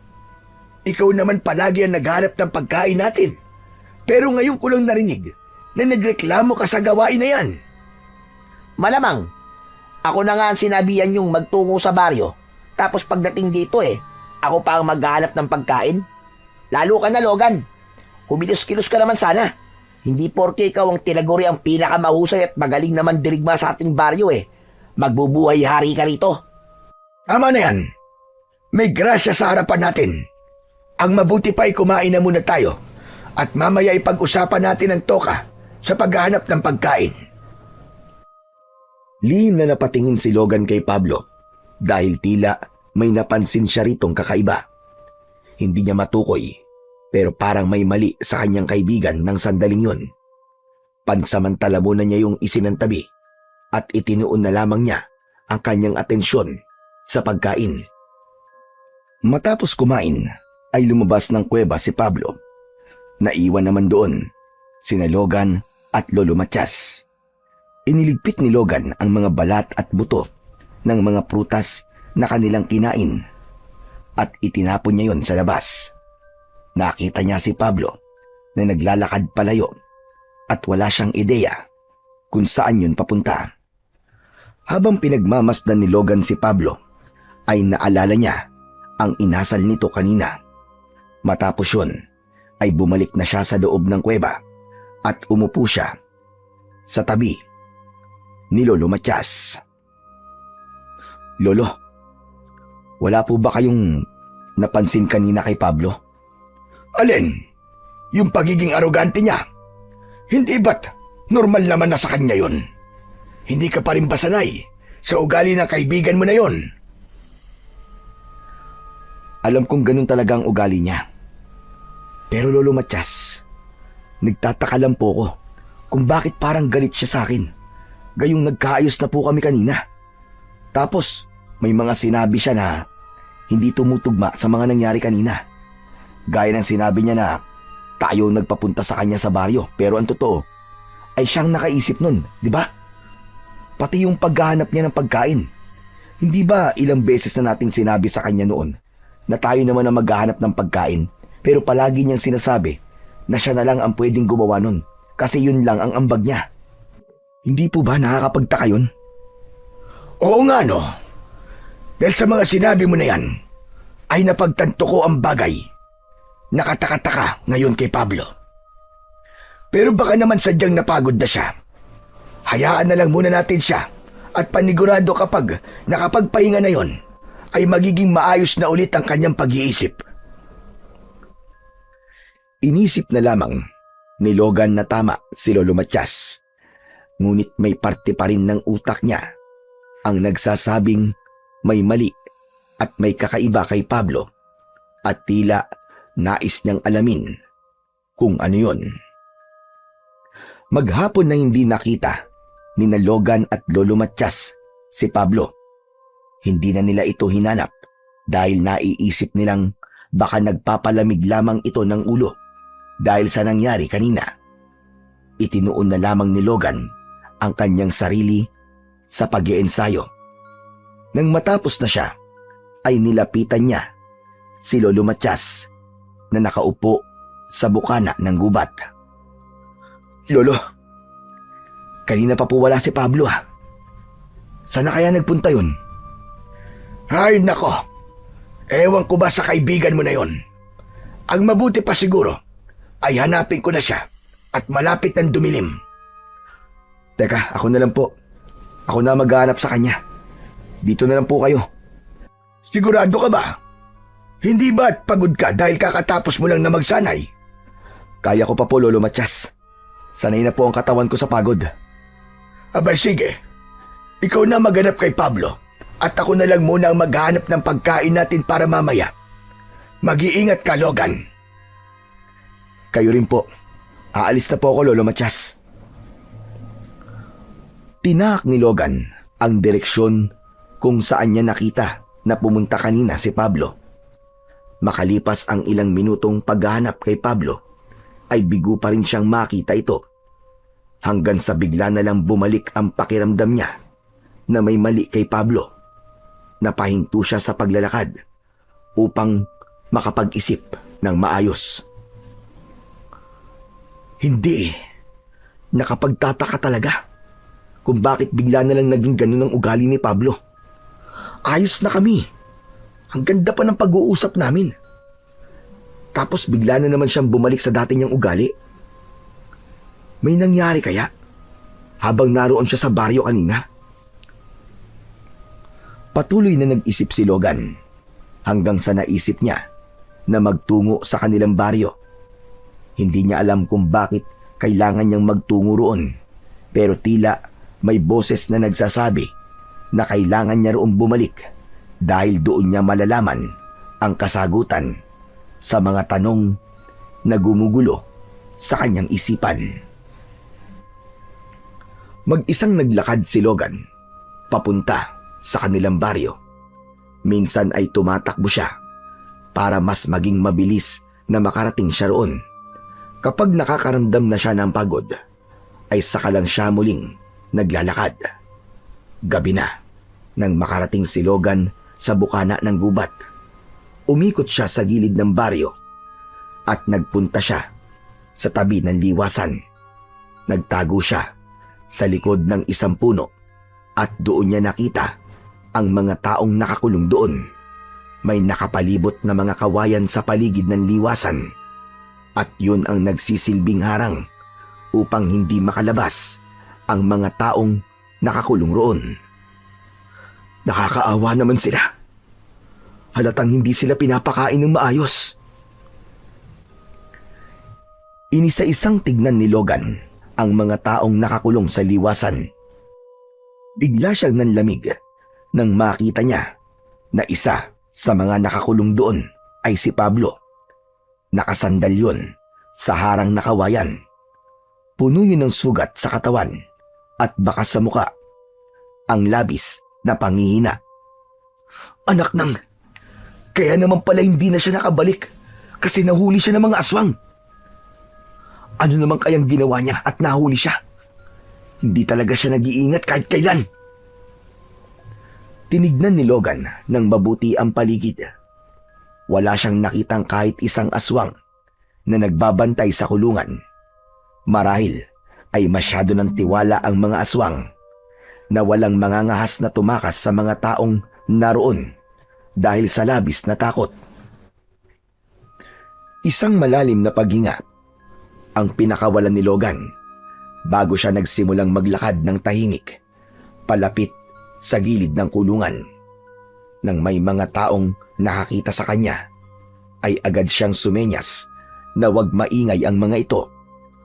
Nakuha naman agad ng mga tao ang ibig niyang sabihin, kaya walang kahit isa ang nag-ingay. Lumapit si Logan sa tabi ni Pablo. Kinalabit niya ito sa balikat at nang lumingon ito sa kanya, ay nanlaki ang mga mata nito. Logan, salamat naman sa Diyos at pumunta ka rito. Huwag kang maingay. Baka mamaya may aswang na makarinig sa atin eh. Ano ba nangyari? Paano ka nahuli ng mga aswang? Nahuli nila ako nung nagpunta tayo rito kaninang umaga sa baryo. Ano? Teka. Paano nangyari yun? Kasama ka pa naming umalis dito kanina. Hindi ako ang kasama niyong umalis kanina, kundi si Draco. Hindi ko alam kung paano niya nagawa yun pero kinopya niya ang itsura ko. Pesteng aswang yun. Marunong na siyang manggaya ng anyo ngayon. Kahit nga yata hayop, kaya niyang gayahin eh. Anak nang, kung ganun, si Draco ang kasama namin ni Lolo Matias kanina pa.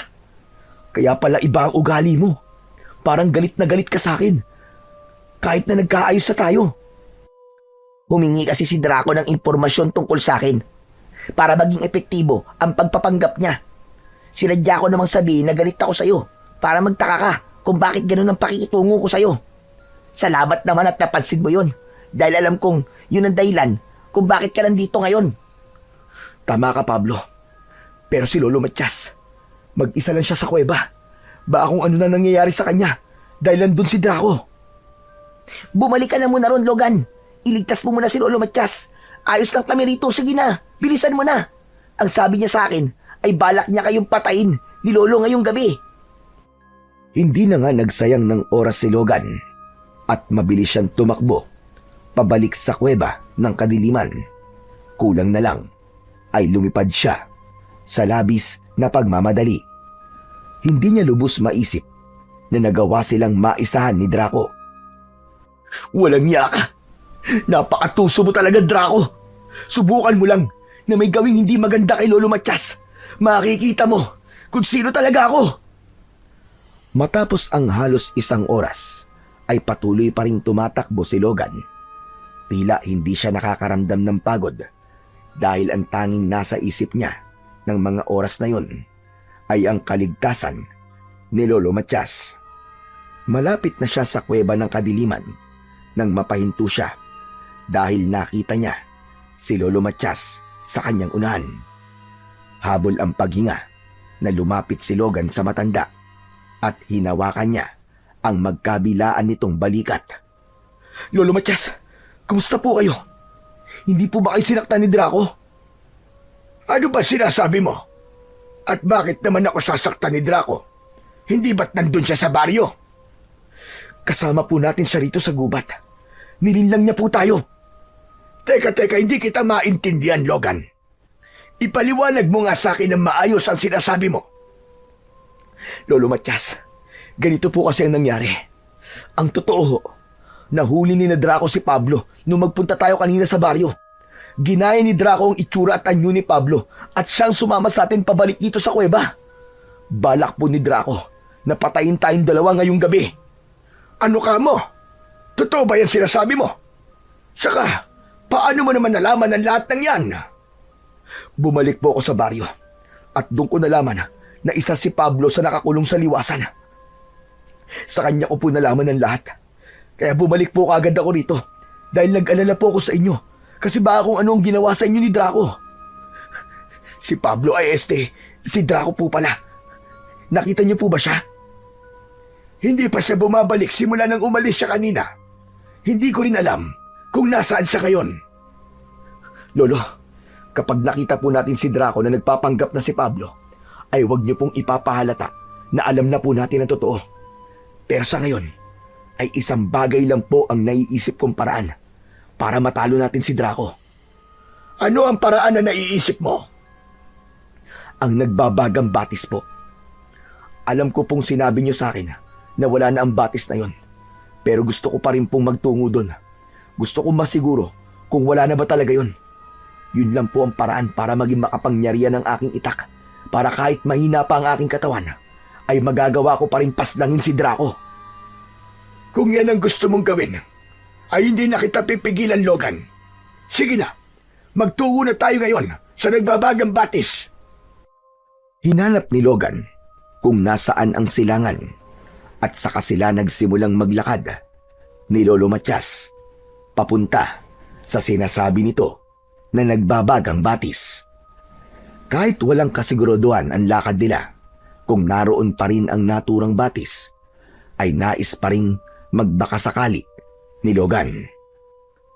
Sandali lang, ano pala nagtulak sa'yo para magtungo sa nagbabagang batis bukod sa kagustuhan mong talunin si Draco? Nakita ko po kasi ang kalagayan ng mga tao sa baryo natin. Sobra po akong naawa sa kanila. Napakarami po sa kanila ang payat na at nangihina. Sigurado po ako na hindi sila pinapakain ng maayos doon at sinasaktan pa. Hindi ko na po kayang patagalin ang paghihirap nila. Sa sandaling mailublob kong itakbo sa nagbabagang batis, ay naniniwala ako na mapapatay ko na po ang hayop na si Draco. Sandali, bakit mo naman kailangang ilublob ang iyong itak sa nagbabagang batis? Ano? Teka, nakalimutan niyo na po ba? Hindi po ba ang sabi niyo sa akin ay kailangan kong ilublob sa nagbabagang batis ang aking itak upang maging makapangyarihan to? Ano po ba nangyayari sa inyo, Lolo Matias? Ay, oo nga pala, no. Nakalimutan ko. Sinabi ko nga pala sa iyo yun.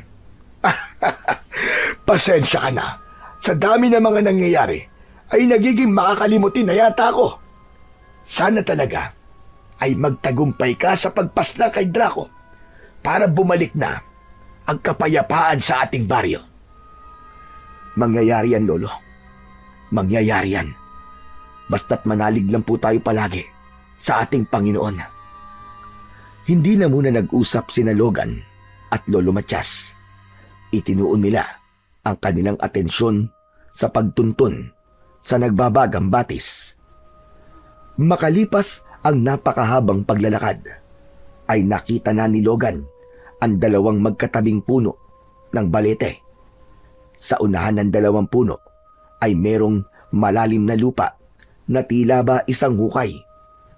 Lumapit sila roon. Nandito na po tayo. Yan na po ang dalawang puno ng balete na sinabi niyong palatandaan ng kinaroroonan na nagbabagang batis. Ngunit, nasaan na ang batis na sinasabi mo? Yang malalim na bahagi po ng lupa. Nararamdaman ko po na yan ang nagbabagang batis. Hindi po ba ang sabi niyo ay may mga diwatang nagbabantay dyan? Kailangan ko po sigurong makausap sila. Tumayo si Logan sa tabi ng palalim na lupa. Huminga siya ng malalim at siniguro niya na ang mga susunod niyang sasabihin ay mula sa kanyang puso. Mga diwata! Mga kaibigan diwatang nagbabantay sa nagbabagang batis. Nakikiusap ako sa inyo. Ibalik niyo ang nagbabagang batis kahit sa huling pagkakataon. Hindi ko to hinihiling para aking sarili, kundi para sa aming baryo na nawawasak dahil sa mga pesting aswang. Kailangan ko ang kapangyarihan ng batis upang magtagumpay ako sa aking layunin na muling maging malaya ang aming baryo. Sa ngalan ng bawat inosenteng buhay na pinaslang ng mga aswang at sa mga taong patuloy na umaasa sa akin, ay isinusumpa kong gagamitin ko ang kapangyarihan na ipagkakaloob niyo sa akin sa kabutihan. Nagulat si Logan nang bagyang gumalaw ang lupa. Animo ay lumindol. Sa gitna ng hukay na nasa kanyang harapan ay sumingaw ang makapal na puting usok. Bumulwak ang tubig Kasabay ng usok at sa isang kisap mata ay napuno ng tubig ang dating tuyong batis. Unti-unting kumulo ang batis hanggang sa tuluyan na yung nagbaga at nag-apoy. Hindi makapaniwalang napatingin si Logan kay Lolo Matias. Lolo, nagtagumpay tayo. Pinakinggan ako ng mga diwata. Ibinalik na nila ang nagbabagang batis. Huwag ka na magsayang ng sandali, Logan. Sige na, bilisan mo. Gawin mo na ang dapat mong gawin. Lumuhod si Logan sa gilid ng nagbabagang batis. Inilublob niya roon ang kanyang itak at naramdaman niya ang kakaibang enerhiya na gumapang sa kanyang katawan. Sigurado siya na ang enerhiyang yon ay mula sa batis. Nang iangat niya ang kanyang itak, ay labi siyang namanga sapagkat nagbabaga na rin yun at balot na yun ng apoy. Maraming salamat po mga diwatang nagbabantay sa nagbabagang batis. Salamat po talaga. Umasa kayo na magiging totoo ako sa mga ipinangako ko sa inyo. Gagamitin ko to sa kabutihan. Ipagtatanggol ko ang aming baryo laban sa kampon ng kadiliman. Lolo, tara na po. Hanapin na po natin si Draco. Sandali lang, Logan. Maaari ko bang mahawakan ng iyong itak? Ano po? Pero bakit po, Lolo Matias? Kailangan pa ba ng dahilan para ipahawak mo sa akin yan? Sundin mo na lang ako. Pero hindi ko po alam kung maaari ko ba itong ipahawak sa inyo. Baka po, mawala ka pang nyarihan ito pag pinahawak ko sa ibang tao. Huwag ka nang marami sinasabi. Ibigay mo na lang sa akin ang itak. Nabigla si Logan sa pagsigaw na yon ni Lolo Matias. Kilala niya ang matanda na kahit gaano katindi ang emosyon nito, ay hindi nito nagagawang sumigaw. Nang sandaling yon, ay nagkaroon siya ng duda kung si Lolo Matias nga ba talaga ang kanyang nasa harapan. Bakit ba hindi ko napansin kagad kanina? Huwag ka na magpanggap, Draco. Alam kong hindi ikaw si Lolo Matias. Isang malakas na tawa ang pinakawalan ni Lolo Matias. Biglang nagkulay pula ang mga mata nito at doon na ito nagsimulang magbago ng anyo. Sa isang iglap ay naging si Draco, si Lolo Matias. Ngayon, ibigay mo na sa akin ang iyong itak. Magagamit ko yan sa aking pakikipaglaban. Huwag kang mag-alala. Dahil kapag ipinagkaloob mo yan sa akin, ay pakakawalan ko na ang mga tao sa inyong baryo. Hindi ako tanga para maniwala sa mga sinasabi mo. Humanda ka. Dahil katapusan mo na, Draco! Biglang sumugod si Draco. Tinaga ito ni Logan, pero mabilis na nakaiwas ang aswang. Nagpalitan sila ng pag-atake hanggang sa isang malalim na hiwa ang tumama sa dibdib ni Draco. Sumirit ang maitim na dugo nito, ngunit hindi pa rin ito bumagsak. Bagkus ay lalo pa itong nagngalit at tumitig ng masama kay Logan. Umatras ng bahagya si Draco. Hindi ako nagpakahirap para makatakas sa kuweba ng kadiliman para lang mapatay ng isang kagaya mo. Ang pamilya mo ang matagal ng tinik sa aking lalamunan, kaya sisiguraduhin ko na kahit may makapangyarihan kang itak, ay hindi ka magtatagumpay na paslangin ako. At hindi rin ako papayag na hindi kita mapapaslang bago sumikat ang araw. Sandali lang. Hindi ba't nang nilublob mo yung itak mo sa nagbabagang batis ay naging makapangyarihan ito? Ano kaya ang mangyayari kung ako mismo ang lumublob sa batis? Anong sinasabi mo? Marahil kapag ginawa ko yun, ay mas magiging malakas at makapangyarihan ako. Ako na ang hihirangin na pinakakinatatakutang aswang sa balat ng lupa. At kahit ang itak na hawak mo, ay hindi ako magagawang patayin. Nababaliw ka ng hayop ka. Oo, baliw ako. Baliw na baliw ako sa kapangyarihan. Ngayon, tignan natin kung magagawa mo pa akong patayin sa aking gagawin. Nagimbal si Logan nang biglang tumalon si Draco sa nagbabagang batis. Mabilis itong nilamon ng batis at napatulala siya ng ilang segundo sa ginawang yun ni Draco. Biglang kinabahan si Logan. Naisip niya na kung magiging mas malakas nga si Draco, ibig sabihin ay wala na silang magiging laban dito kahit ano pang makapangyarihang sandata ang kanilang gamitin. Nang sandaling yun ay dumating na si Lolo Matias. Sabi ko na nga ba, at nandito ka. Diyos ko, ano ito? Ang nagbabagang batis, bumalik na. Lolo, ginaya po kayo ni Draco. Akala ko po ay kayo siyang. Ano ka mo? Mahabang kwento po.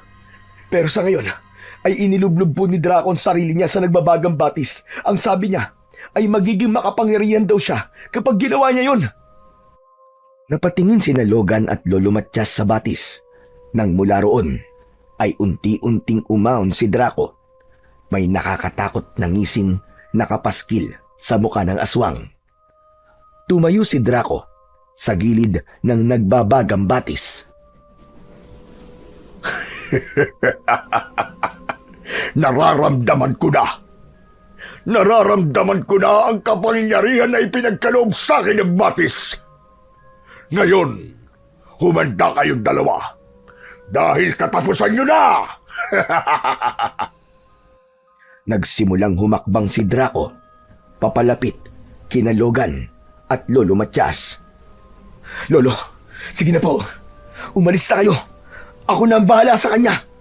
Ako ang harap sa kanya. Hindi! Hindi kita iiwan. Dalawa tayong haharap sa kanya at papatay. Ngunit nabigla si Draco dahil sa bawat pagakbang nito ay may mga nalalaglag na parte ng laman nito. Una ay sa binti. Sunod naman ay sa braso. Hanggang sa maging ang laman nito sa pisngi ay nalalaglag na rin. Unti-unting bumagal ang paghakbang ni Draco. Sandali! Ano to? Ano to? Anong nangyayari sa akin? Hindi maaari ito! Hindi mo ba alam na tanging sandata lamang ang maaaring ilublob sa nagbabagang batis? Tignan mo nangyayari sa iyo ngayon. Dahil sa kasakiman mo, sa kapangyarihan, ikaw mismo ang nagtulak sa sarili mo, sa iyong kamatayan. Sinubukan pan lumapit ni Draco kina Logan, pero biglang nagliyab ang katawan nito. Umalingaw-ngaw ang sigaw ni Draco sa buong kagubatan. Maya-maya pa ay bumagsak na ito sa lupa habang patuloy yung nilalamon ng galit na apoy. Lolo, nagtagumpay tayo. Wala na. Patay na po si Draco. Tama ka. Nagtagumpay tayo. At siya ang pumatay sa sarili niya. Kung ganun po, malaya na tayo. Malaya na po ang ating baryo. At yun ay dahil sa katapangan mo, Logan. Alam ko na kahit ang nagbabagang batis ang pumatay sa kanya, ay malaki pa rin ang naging bahagi mo sa tagumpay na ating nakamit. Hindi lang po ako, Lolo, kundi maging kayo rin po ni Pablo. Hindi po ako magiging matapang kung hindi ko kayo kasamang dalawa. Bago umalis sa lugar na yon, sina Logan ay nakita nilang muling nawala ang nagbabagang batis. Nang ipasok ni Logan ang kanyang itak sa kaluban nito, ay nawala na ang apoy nun. Nagsimula na silang maglakad pabalik sa kanilang baryo, at habang naglalakad ay ipinaalam ni Logan kay Lolo Matias ang lahat ng nangyari upang maunawaan ito kung bakit nakakulong sa baryo nila si Pablo. Pagbalik ni Logan at Lolo Matias sa baryo, ay nakita nila ang mga walang buhay na alagad na aswang ni Draco na nakahandusay sa lupa. Doon nila napatunayan na ang buhay ng mga ito ay konektado sa pinuno nila na si Draco. Agad nilang pinalaya ang mga taong nakakulong at labis ang naging kasiyahan ng lahat nang malaman ng mga ito na wala na ang kinatatakutan nilang aswang na si Draco. Sa mga sumunod na araw ay mas naging matatag ang pagkakaibigan ni Logan at Pablo, habang ang kapangyarihang kaloob ng nagbabagang batis ay nanatili pa rin sa itak ni Logan bilang paalala ng tungkulin niyang protektahan at ipagtanggol ang kanilang baryo laban sa lahat ng uri ng kasamaan, lalong-lalo na sa mga aswang. Nang dahil sa mga nangyari, ay mas tumindi ang paniniwala ni Logan na hindi kailanman magtatagumpay ang kadiliman hanggat may mga handang lumaban para sa liwanag at kabutihan.